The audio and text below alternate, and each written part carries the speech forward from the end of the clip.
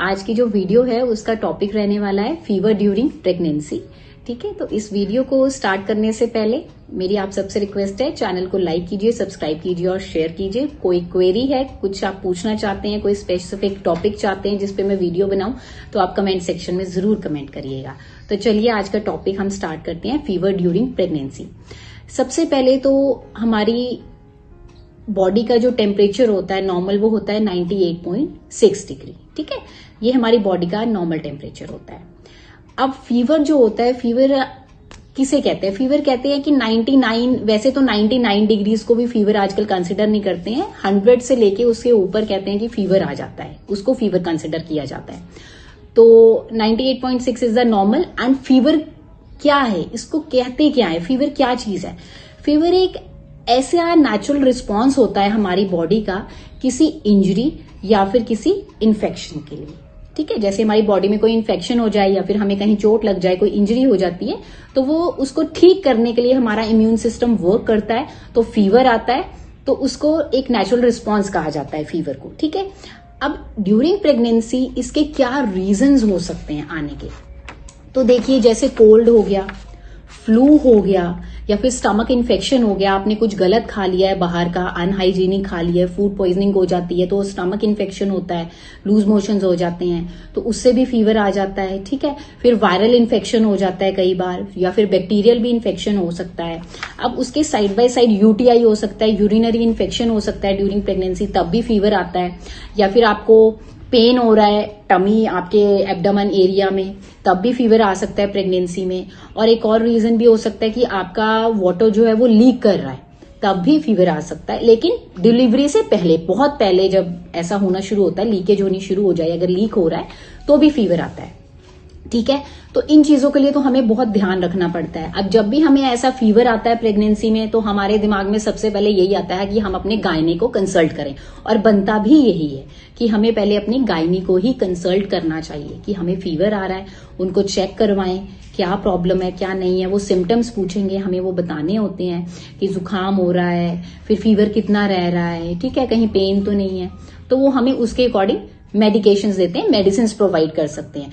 अपनी आप से, अपनी मर्जी से हम कोई भी मेडिसिन नहीं लेते हैं प्रेगनेंसी में, ये ध्यान रखिएगा।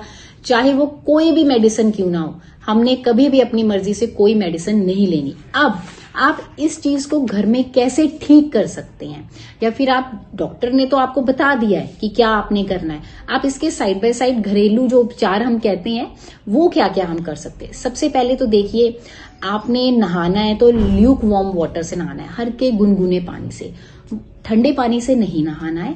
क्योंकि ठंडे पानी से इसलिए मना किया जाता है नहाने के लिए, क्योंकि वो और ना शिवरिंग लेके आता है, मतलब कंपाहट लेके आता है, हम कांपते हैं ना, तो वो चीज हो जाती है जिसकी वजह से बॉडी का टेम्परेचर जो है वो इंक्रीज हो जाता है और बढ़ जाता है कम होने की बजाय। ठीक है, तो ठंडे पानी से नहीं नहाना, ल्यूक वार्म वाटर से नहाना है।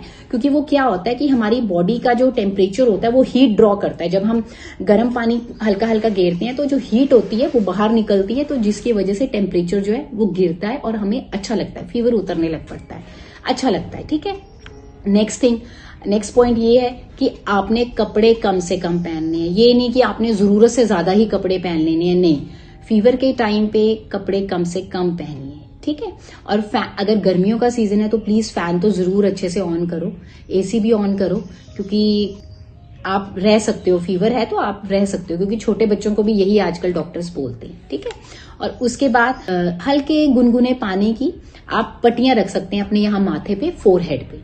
ठीक है, और पैरों पे भी रख सकते हैं, किसी को भी बोल दीजिए वो आपके पैरों पे रख देंगे, उससे भी आपका बॉडी टेम्परेचर कम हो जाएगा, फीवर कम होना शुरू हो जाता है। नेक्स्ट पॉइंट ये है कि आपको बहुत ज्यादा रेस्ट करनी है, प्लेंटी ऑफ रेस्ट। इतनी रेस्ट करनी है कि काम छोड़ दो, आप अपनी रेस्ट पे ध्यान दो। आपने नहीं कुछ करना, आप लेट जाइए, रेस्ट करिए, क्योंकि जितनी ज्यादा रेस्ट करोगे उतनी जल्दी फीवर जाता है। उसके बाद नेक्स्ट पॉइंट ये है कि आपको फ्लूइड्स इनटेक बहुत रखना है, बहुत फ्लूइड्स लेने हैं। सूप लीजिए, पानी खूब सारा पीजिए, जितना हो सके फ्लूइड इनटेक रखना है आपने।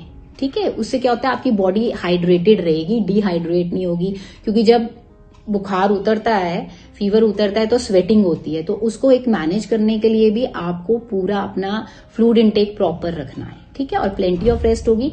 एंड नेक्स्ट पॉइंट इज कि आपको आपके जो डॉक्टर आपको मेडिकेशंस बताएंगे, आपने वही मेडिसिन लेनी है, आपने और कोई मेडिसिन अपनी तरफ से नहीं लेनी है। ठीक है। अगर अब जो नेक्स्ट बात मैं बताने वाली हूँ वो बहुत इंपॉर्टेंट है। अगर आप फीवर को कभी भी इग्नोर कर देते हैं प्रेगनेंसी के टाइम पे, तो वो गलत होता है। ठीक है। आपने कभी भी फीवर को इग्नोर नहीं करना है प्रेगनेंसी के टाइम पे, क्योंकि इससे बहुत प्रॉब्लम्स हो जाती हैं।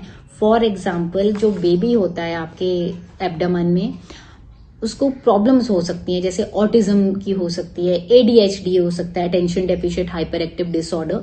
तो ये प्रॉब्लम्स बच्चे में आ जाती हैं। ठीक है। और इसका पता नहीं चलेगा फिर, क्योंकि ये तो 3 मंथ्स तक तो टेस्ट होते हैं जिनसे हम पता कर सकते हैं कि बेबी को क्या इश्यूज हैं, क्या प्रॉब्लम्स आ रही हैं। अगर 3 मंथ्स के बाद अगर आपको फीवर आया है और अगर आपने इग्नोर किया है और फिर ये प्रॉब्लम डेवलप हो जाए, तो इसके लिए कोई सॉल्यूशन नहीं होता, वे आउट नहीं होता है, फिर तो कुछ पता भी नहीं कर सकते हैं। तो इसलिए अपनी प्रेगनेंसी के टाइम पे फीवर को बिल्कुल इग्नोर मत करना और बिल्कुल भी अपना इलाज खुद से नहीं करना, डॉक्टर की एडवाइस पे ही चलिएगा। ठीक है। सो ये था आज का टॉपिक, फीवर ड्यूरिंग प्रेगनेंसी। तो आई होप आपको आज का ये टॉपिक अच्छा लगा होगा। अगर आपको फिर भी कोई डाउट होगा तो प्लीज कमेंट कर दीजिएगा।